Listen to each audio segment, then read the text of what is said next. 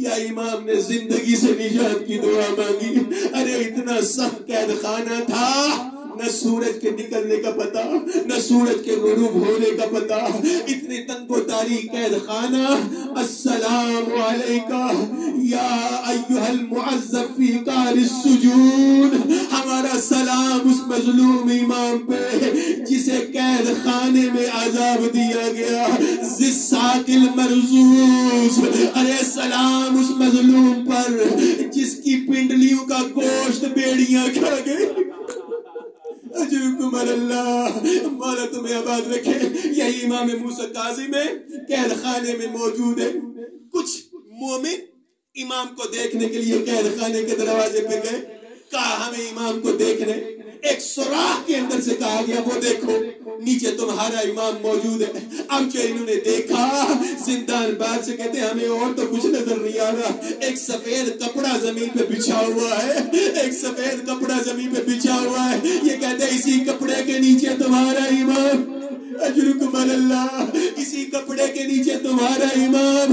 ارے ساتواں امام اتنا کمزور ہو گیا، کپڑا پڑا ہوا، لوگوں کو صرف کپڑا نظر آ رہا ہے.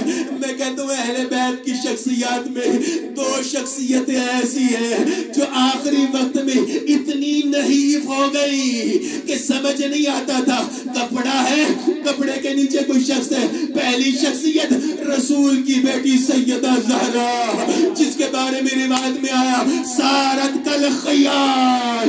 اتنی نحیف ہو گئی، کوئی سایہ تھا یا زہرا چل رہی تھی سمجھ نہیں آتا. دوسرے امام موسیٰ کاظم لوگوں کو پتہ نہیں چلا کپڑا ہے، کپڑے کے نیچے امام ہے. یہی امام آخر 23 رجب وہ دن آیا جب حاکم نے کہا امام کو یہ کھجوریں دو جن میں زہر ملی ہوئی ہے.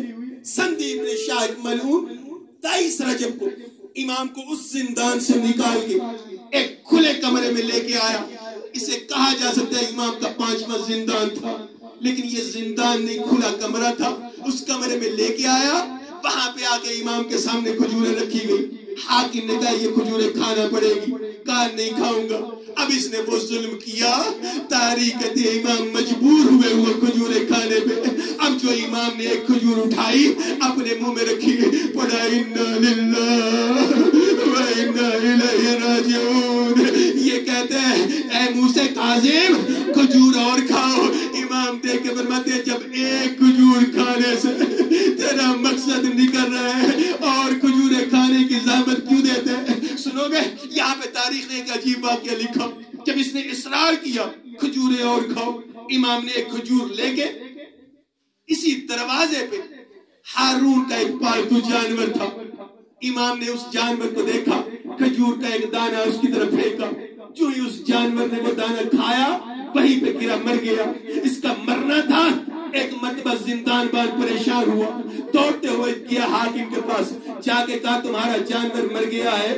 یہ کہتے ہیں ارے تمہیں ایک ایسی جرت ہوئی کہ تم نے میرے جانور کا خیال نہیں رکھا، میرا جانور کیسے مر گیا؟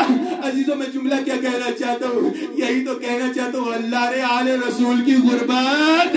ہارون کا ایک جانور مرا، اس کا دکھ منایا جا رہا ہے، غلام کو ڈانٹا جا رہا ہے، لیکن آل رسول کو زہر دے کے شہید